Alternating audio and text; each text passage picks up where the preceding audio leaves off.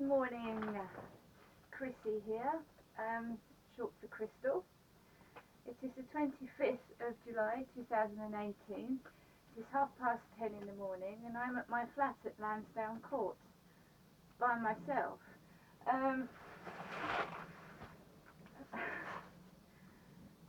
Yesterday I did indeed go to the library after that utility call telling me that my top-up wasn't successful and that I was to go back to the shop at Ordnance Street to get a refund.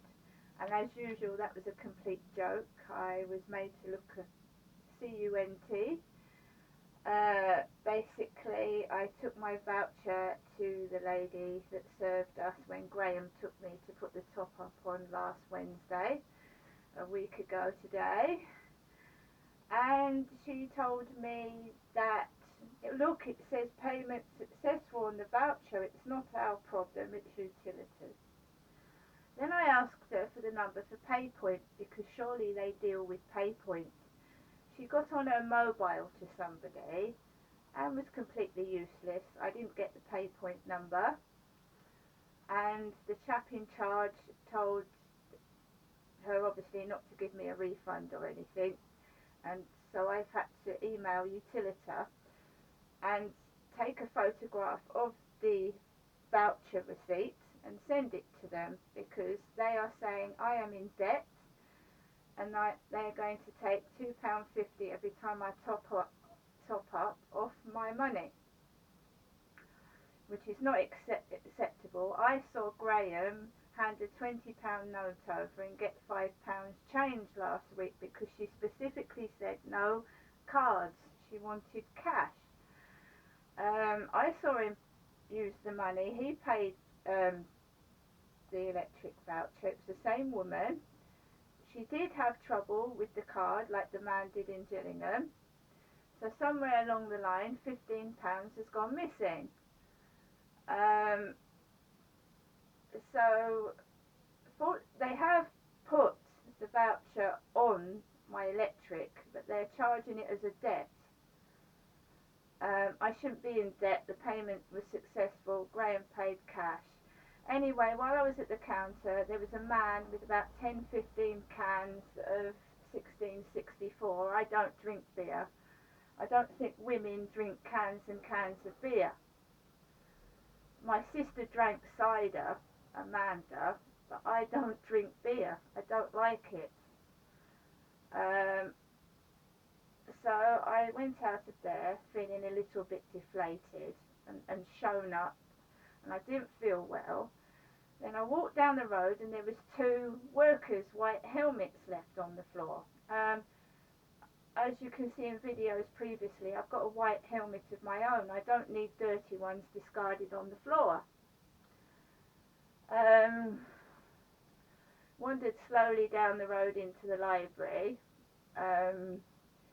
I'd bought some candy floss and some unicorn coloured M&Ms in the shop. So I had some change on me. Wasn't totally destitute. Walked into the library, sat down, and Beverly comes in, the lady that used to live at number 14 of these flats, in a pink t-shirt, very, very skin, thick glasses, and mid-length grey hair. Really grey, not like mine with bits of grey in it, really grey, totally grey. She went to come and sit next to me, and then she moved off and sat at computer number 3. Whereupon the men decided they wanted to sit next to Beverly. So she was surrounded by blokes to start with. She didn't mention going up to MHS Homes today, and to be honest, I really didn't want to. I didn't want to go to MH Homes anyway. It's too hot. And she's got a bus pass and I haven't. You know, the bus pass I asked Canada House for and they didn't give it to me. Well, Beverly's got one and I haven't. Then the evening before, someone said they were going to treat me nicely and take me for a meal, and they were from Birmingham off Beaver Street. What did I like to eat? And I told them, yes, I'm quite partial to a Chinese. I like noodles, and lo and behold, I go for a wee in the ladies' toilet, and someone's been in the Chinese noodle bar and has put, you know, a takeaway box with noodles, some noodles left, into the bin, because you wash your hands. I wiped my face with tissue and I threw it in the bin, and I saw this Chinese noodle box with half-eaten noodles in it. And I thought, that's bloody cruel, isn't it? I sat down, people are jangling money about, dropping earphones on the floor like near me, thinking I'm going to pick them up and pinch them. So this man picks the earphones off the floor and puts it on the table. I'm not touching anything, just leaving it where they drop it. They're very good at pulling £20 notes on you when you haven't got much money as well. That's what he did in the Ordnance Street shop, and he had a shock because I had money on me. So, F you. Not a lot, but enough to survive until I get paid next. And don't forget, it's my son asking me for money. I'm my son's obviously mother, and he keeps asking me for money, and I get left short. So I left the library, and Beverly just walked off. She didn't mention about Gemma Banks, so I felt good, because I don't really want to go up there tomorrow morning. I don't feel too well.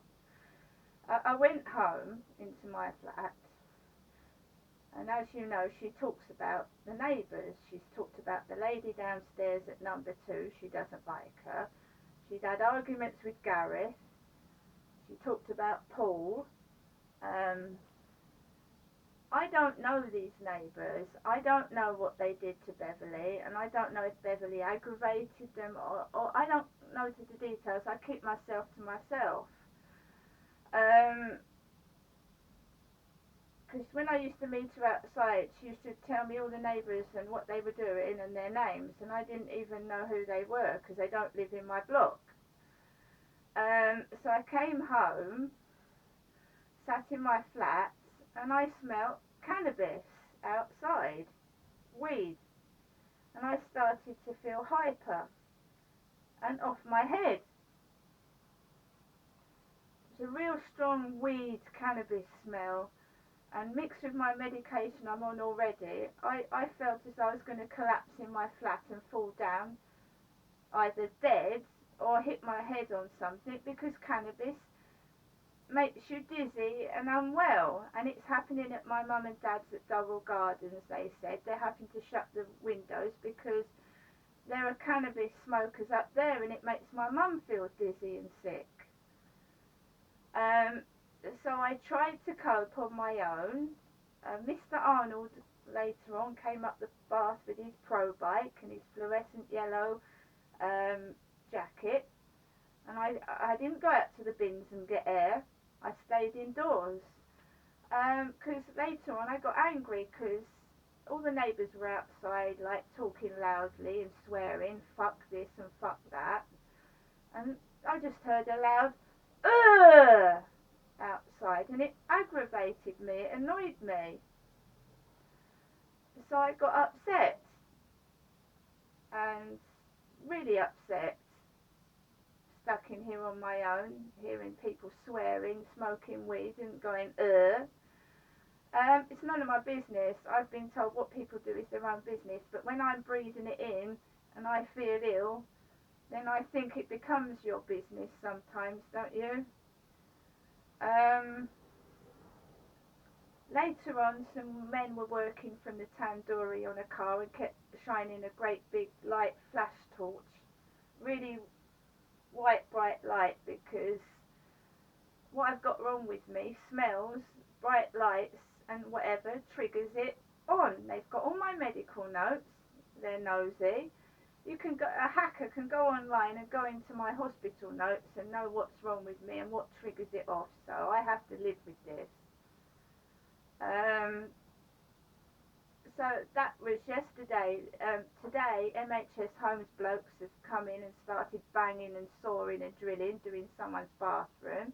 The bath and bits and the toilet is left outside, whereupon there's a cat sat on it. There's all nasty things with splinters on, broken ceramics and the cats are sitting on it. It's dangerous and it's just left there. I'm sick and tired of being, like years ago, being told off, had my kids taken away. I'm a bad mother and people are doing exactly the same things, making mistakes, and nothing's being done about them. And I'm just sick of it now. But I'm not starving. I have got money. I'm look after myself. I've got brains. I'm intelligent, and it's all gone to waste.